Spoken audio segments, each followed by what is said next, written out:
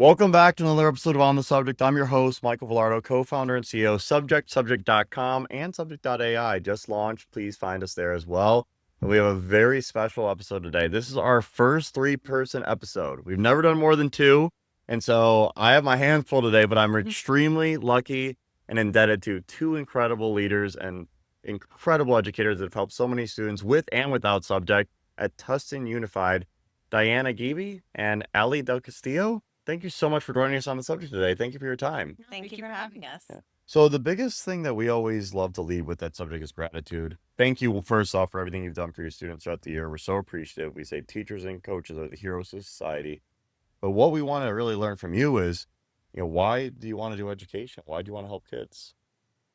Go first. Sure. I was the kid who, when I was in first grade, wanted to pretend to grade papers.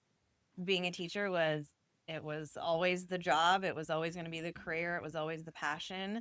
So that's where it led me. And here I am 22 years later. Wow. Similar to Diana, I would like to line up my stuffed animals and teach them a lesson. But my younger sister has special needs. So initially my goal was to be a special education teacher because I really saw how passionate my mom was about teaching my sister the life skills and the just foundational elements of education and just about being a learner. But once I started going to school and learning, I fell in love with reading and writing and the English language. So then I became a high school English teacher. I love that. Thank you so much. And, since we have the three-person podcast today, we can actually make it like some of our favorite podcasts where it's a true collaborative conversation. And so, what do we want to see out of education?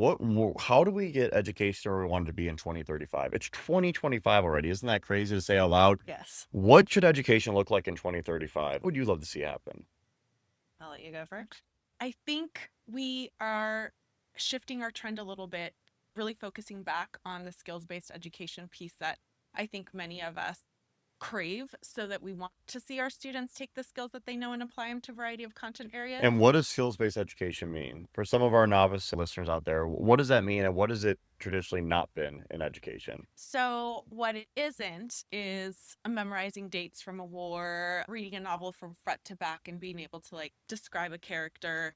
Yeah, I never really used 1984 today.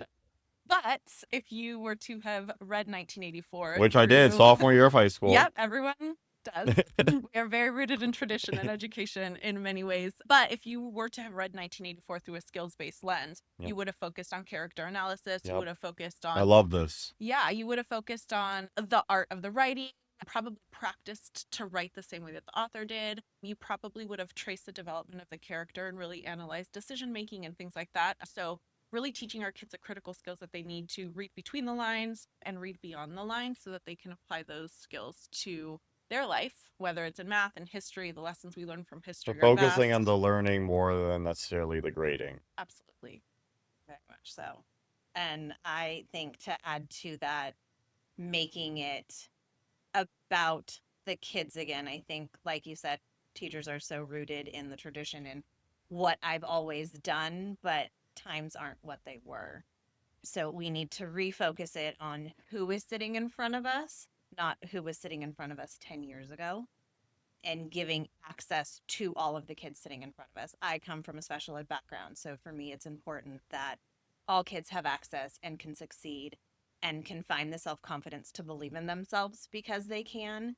Now working with credit recovery and initial credit academies, so our newcomers or students who have failed, they all need to have access, they all need to feel that success, and they all need to have the ability to achieve what they truly can, given that where we are now and not, like I said, where we've been. Well, so let's talk about that. You said 22 years classroom. What do you think the biggest difference is from students? What was that in 2003 when you started? Or 2002? Yes, 2003. So 2003. So a student 2003 versus student 2025. What's the biggest difference that you've noticed? Technology. I mean, There's it is a big, there wasn't even the iPhone back then. Uber wasn't around. There was nothing. I think I probably had a Nokia. And it's now every kid has some sort of a device in their hand. We are a one-to-one district. So already kids have a device in their hand, be it an iPad or a Chromebook. They all have cell phones. Many of them have watches. Like, it's just at their fingertips, and that's what they know. 22 years ago, a one-to-one device like that would have just blown everybody's mind. You can have a computer on your desk in a Like a classroom. one computer lab per school back then, and you Absolutely. maybe went to it once a Once a week. week. Yeah. And so I think our kids have changed, our times have changed, and until we as teachers and educators change with them, we're always going to be behind I completely all agree. of the trends. So when we think about education and your incredible lens as educators and also working with other that you both are in leadership roles now, how can we better empathize and empower our teachers to be more successful? We are lucky in that we get to work with both students and teachers and give a ton of professional development. And the teachers that we work with, I mean, teachers everywhere, they were always awesome kids in class. They were always, or maybe it was a kid that wasn't awesome in class and then came back because they wanted to change a trend.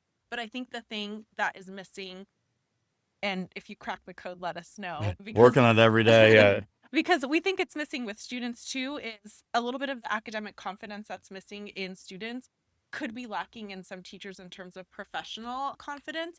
We went through school one way and we're recreating that experience, and it's not necessarily benefiting the students in front of us because we're so rooted in the way things were. So I think the thing I would say that we would need is to help teachers build their professional confidence to just try. And it's okay if something doesn't work out. Teach a kid to work through something, teach a kid to like ask questions as to why something didn't work, and don't be afraid to try something new. And Yeah. be vulnerable themselves. If a teacher is showing vulnerability in who they really, and I don't have all the answers, but we can figure it out together, I think you're going to engage a student and get a student to trust you to also be vulnerable.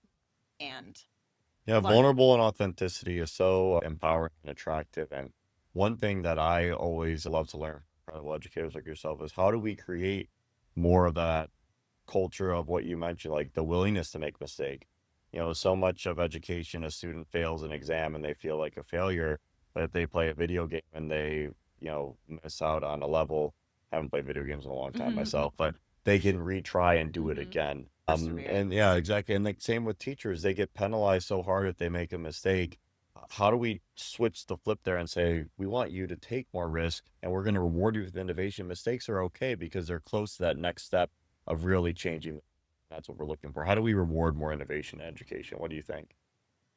allowing kids to take those risks. I have a first grader, and her first grade teacher is all about talking about risks. So now my daughter will come home and be like, guess what I did today? I took a risk, and it's great. Did you fail the first time? Yes, but then I did it again. So I think it's starting it at a young age and letting it be okay. It's okay to fail. What It's did we learn? okay. Yeah. How do you get better? Right. I think because as educators, we want everything to be great and perfect, we kind of create a lot of the pressure that we feel ourselves.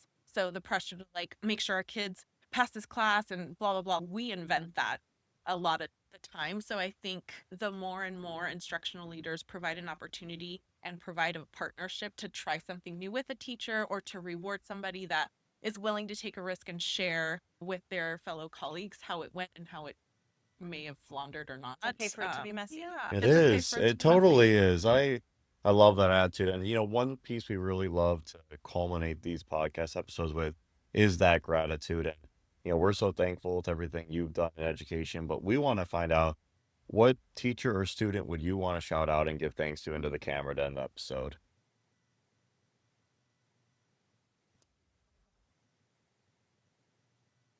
Do you have one? I have so many. Like, It's tough I to then nail down to one. Yeah, but, teacher or student, whatever's best for you, and give them a shout out and thank them for how they impacted you positively as a person. This is totally against it, but I don't know that I can give it to anyone. I've learned so much from every single student that I've ever had, and it's just been an honor and a privilege to allow them to trust me. So I think any kid that I've ever had who has trusted me has done it. I would piggyback on that. Any student I had that had the confidence in me to guide them through whatever they were going through, whether life, an essay, whatever.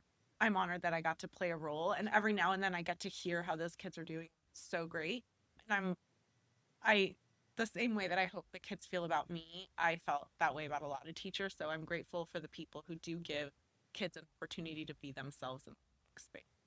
Well, that's how you can hear these are educators. Very selfless and humble, and that was really beautiful. I really appreciate how much you've been able to impact people throughout the course of your career. And please like, comment, follow us on Spotify, YouTube. Those are our main channels we're pushing our fans to. So you hear more about incredible educators.